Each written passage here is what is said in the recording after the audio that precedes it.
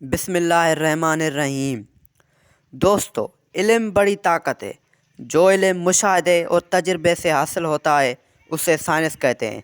इसलिए साइंस भी एक ज़बरदस्त ताकत है। ताकत फ़ायदेमंद भी हो सकती है और मुज़र भी।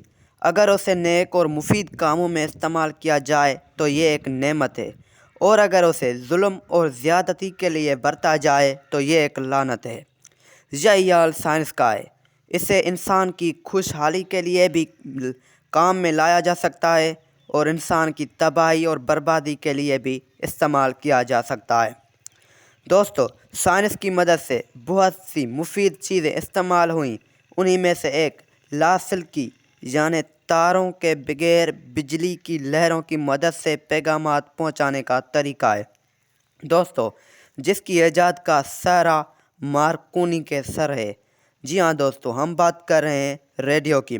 रेडियो जिसके ज़रिए हम अपने घर बैठे दुनिया के हर हिस्से के लोगों की बातें सुन सकते हैं, मार्कोनी की ईजाद है और वो उसी तरीके पर ही काम करता है। लेकिन दोस्तों, हम आज आपको बताएंगे मार्कोनी की पूरी कहानी।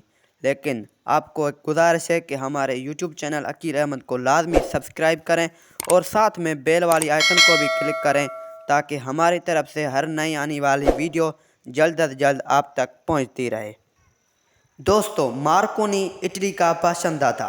वो नहायत ज़हीन था। अभी वो 15 ही साल का था कि उसे बिजली के काम से दिलचस्पी पैदा हो गई। वो दिन रात बिजली के तारों, खंभों और डब्बों के ज़रिए तजुर्बात करता रहता था। उसके कमरे में हर तरफ यही चीज़ें बिखरी पड़ी रहती थीं। मार्कोनी ने इन चीज़ों की मदद से पहला कामयाब तजुर्बा बिजली की घंटी बनाकर किया। इब्तदा में उसके बनाई हुई घंटी की आवाज़ ज़्यादा दूर ना जा सकी, मगर उसके कामयाब तजुर्बे ने उसकी हिम्मत बढ़ाई। इससे पहले बिजली की लहरों के ज़रिए एक मकाम से दूसरे मकाम तक पैगाम पहुंचाने के लिए यह ज़रूरी था कि वो दो मकामात तारों के ज़रिए एक दूसरे से मिले हों। तारों का सहारा लिए बगैर ये काम नहीं हो सकता था। मार्कोनी तारों के सहारे के बगैर सिर्फ बिजली की लहरों की मदद से दूर दूर तक पैगाम पहुंचाना चाहता था। दोस्तों, मार्कोनी के काम के रास्ते में सबसे बड़ी रुकावट पैसे की कमी थी। जब उसे अपने वतन में ज़रूरत के मुताबिक पैसा ना मिल सका तो वो लंदन चला गया, जहां लोगों ने उसके काम की बड़ी कदर की और उसने अपना काम जारी रखने के लिए काफ़ी सरमाया मिल गया।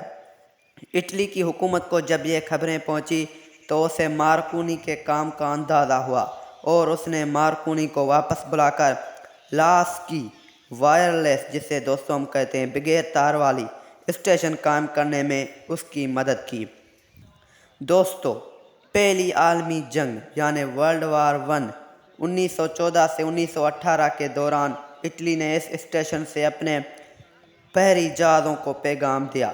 ये पैगामात तारों के बगैर 20 किलोमीटर तक पहुंच सकते थे। इस एजाज से मार्कोनी की शोहरत दूर दूर तक फैल गई। कुछ अरसे के बाद मार्कोनी ने एक कंपनी बनाई जिसने दुनिया का सबसे पहला रेडियो स्टेशन कायम किया। रेडियो का रवाज आम होने के साथ साथ मार्कोनी का नाम भी दुनिया में आम हो गया। 1937 में मार्कोनी इस दुनिया से रुखसत हो गया। दोस्तों, मार्कोनी को इस मुफीद इजाद पर 1909 में नोबेल इनाम दिया गया। दुनिया का ये सबसे कीमती इनाम इन खुश नसीब लोगों को मिलता है जो कोई नुमायाँ और मुफीद इल्मी या अमली कारनामा अंजाम देते हैं।